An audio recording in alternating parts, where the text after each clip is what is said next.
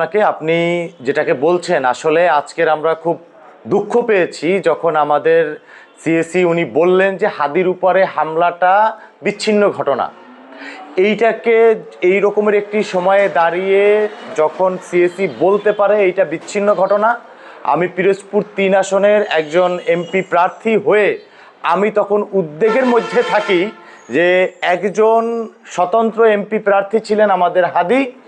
যেদিনকার আমাদের তফসিল ঘোষণা হয় তার পরের দিনে তিনি তার নির্বাচনী প্রচারণায় গিয়ে তাকে টার্গেট করে কিলার বাহিনী একদম তার মাথায় ঠেকিয়ে যখন দিবালোকে গুলি করেছে হত্যা করার উদ্দেশ্যে, সেই ঘটনাকে যখন তিনি একটি বিচ্ছিন্ন ঘটনা বলেন এবং যখন বলেন যে আমাদের আইন শৃঙ্খলা বাহিনী সোচ্চার আছে, আইন শৃঙ্খলা বাহিনী এই জিনিসটাকে টেক ওভার করছে, দেখছে, নির্বাচনের পরিবেশ আছে, তখন আমাদের আসলেই ভয় হয় এবং আমরা শঙ্কার ভিতরে থাকি। এবং উনি যেটা বুঝাতে চেয়েছেন অতীতেও এই ধরনের ঘটনা ঘটেছে, তাহলে কি আমরা 5ই আগস্টের আগেও যেরকমের রক্ত দিয়েছি, আমরা যেই ধরনের নির্বাচনের আগেও দেখেছি, আমরা যে হানাহানি রক্তপাতের নির্বাচন দেখেছি, লাশের নির্বাচন দেখেছি, আজকের তার বক্তব্যের মধ্য দিয়ে প্রতীয়মান হয় জাতীয় নাগরিক পার্টি দীর্ঘদিন ধরে এই কমিশনের বিরুদ্ধে যে কথাগুলো বলে এসেছে সেটা আসলেই যুক্তিযুক্ত এবং যুক্তিসঙ্গত, যে তারা এখনও সেই পূর্বের কাঠামো নিয়েই তাদের মধ্যে আছে।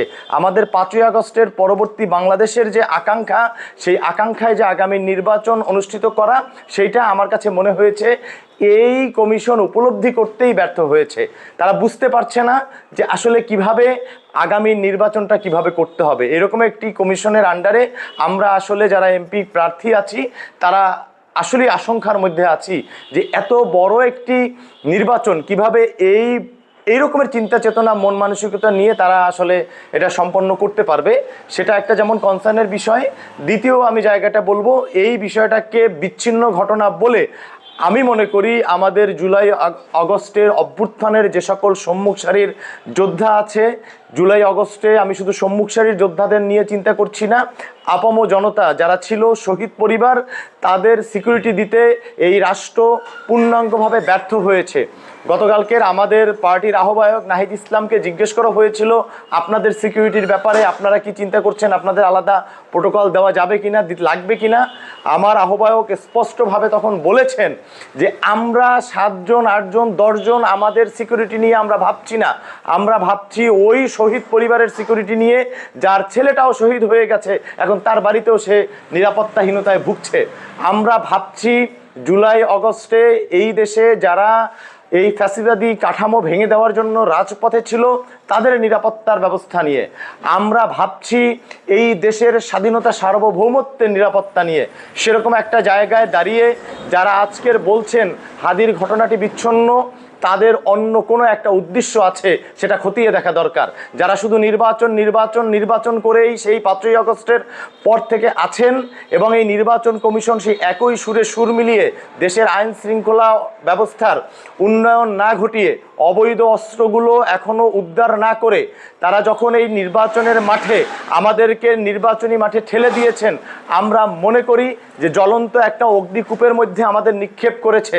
ওইখান থেকে আমরা তার প্রমাণ আমাদের হাদি। আমি বলতে চাই আমাদের এই হাদির মতন লক্ষ লক্ষ হাদি বাংলাদেশে আছে, তাদের নিরাপত্তা বিধান নিশ্চিত করুন। আগামী নির্বাচন অতীতের মতন কোনো নির্বাচন যাতে না হয় সেই চিন্তাটা সর্বপ্রথম এই ইসির মাথায় ঢুকাতে হবে, কারণ তার মাথায় এখনও অতীতে খুন হয়েছিল, এরকম ঘটনা ঘটেছে, সেটা দিয়ে উনি এটাকে জাস্টিফাই করতে যাচ্ছেন। আমরা আইন শৃঙ্খলার দিকে যদি তাকাই আমরা দেখতে পাবো, আমার সামনে আজকের একটা যুগান্তর পত্রিকা আছে, আমি হেডলাইনটা দেখছি যে 14 মাসে গ্রেপ্তার হয়েছে ফ্যাসিস্টের 56,187 দোসর, তাদের মধ্যে 70 ভাগকেই জামিন দিয়ে দেওয়া হয়েছে। এবং আমরা এও জেনেছি হাদিকে যারা মাথায় ঠেকিয়ে গুলি করেছে তিনিও কিছুদিন আগে জামিনে বের হয়ে আজকে তার গুলি করার কয়েক ঘন্টার মধ্যে তিনি আইন শৃঙ্খলার, আমি বলবো না চোখ ফাঁকি দিয়ে যাওয়া এত অল্প সময়ে সম্ভব না, তাদের মধ্য দিয়ে তিনি পাঠিয়ে ওই যারা আমাদের দেশের ফ্যাসিস্টদের পাহারাদার, আশ্রয়দাতা, এরকম একটা দেশে নাকি তিনি চলে গিয়েছেন। তাহলে এখন আপনারা ভাবেন যে তাদেরকে আসলে কোন উদ্দেশ্যে জামিন দেওয়া হচ্ছে, তাদের জামিন পাওয়ার যোগ্য কিনা, এবং তারা এই নির্বাচনী মাঠে বিশৃঙ্খলা তৈরি করে আগামীর বাংলাদেশ যে নতুন একটা যাত্রা শুরু করেছে সেই যাত্রাটাকে ব্যাহত করার জন্যই উদ্দেশ্য প্রণোদিতভাবে এ ধরনের কার্যক্রম ঘটানো হচ্ছে।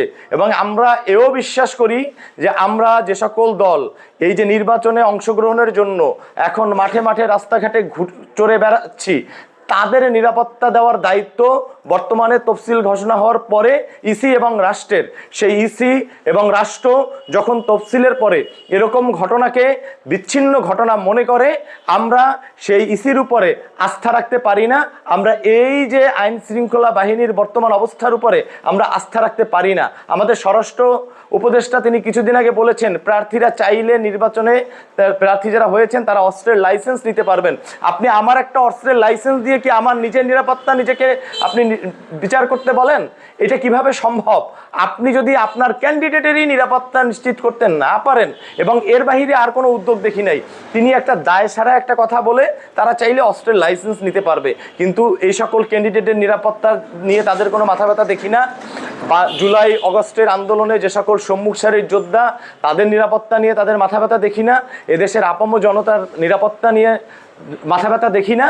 তাদের দেখি তারা মনে করেছে তফসিল ঘোষণা করেছে, এখন তাদের একমাত্র দায়িত্ব হলো দায়সারাভাবে একটা নির্বাচন যদি উঠিয়ে দেওয়া যায় তাহলেই বাঁচে। সেখানে কত হাজার মারা গেল, খুন হলো, রাহাজানি হলো, নির্বাচনটা সুষ্ঠু হলো কিনা সেটা নিয়ে তাদের কোনো মাথা ব্যথা নাই।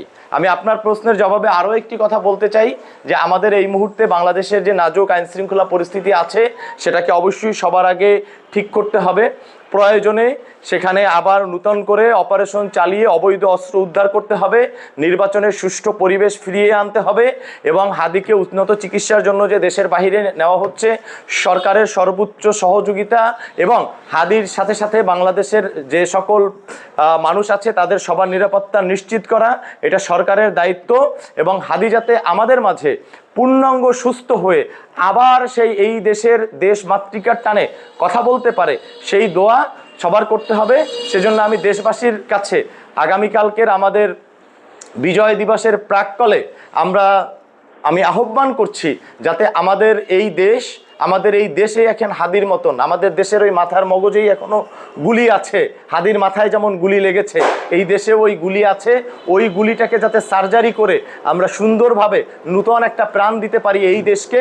আগামীকালকের 16ই ডিসেম্বরে আমাদের সবার সেই শপথই হোক যে এই বাংলাদেশের মাথার মগজে যেই দুশ্মনের গুলি আছে সেই গুলিটা উন্নত চিকিৎসার মাধ্যমে আমরা বের করে আমাদের স্বাধীনতাটাকে, আমাদের সার্বভৌমত্বটাকে অক্ষুণ্ণ রাখবো, সেই আহ্বান রেখে আমাদের হাদির জন্য দোয়া কামনা করে আজকের আপনাদের সবাইকে ধন্যবাদ জানাচ্ছি।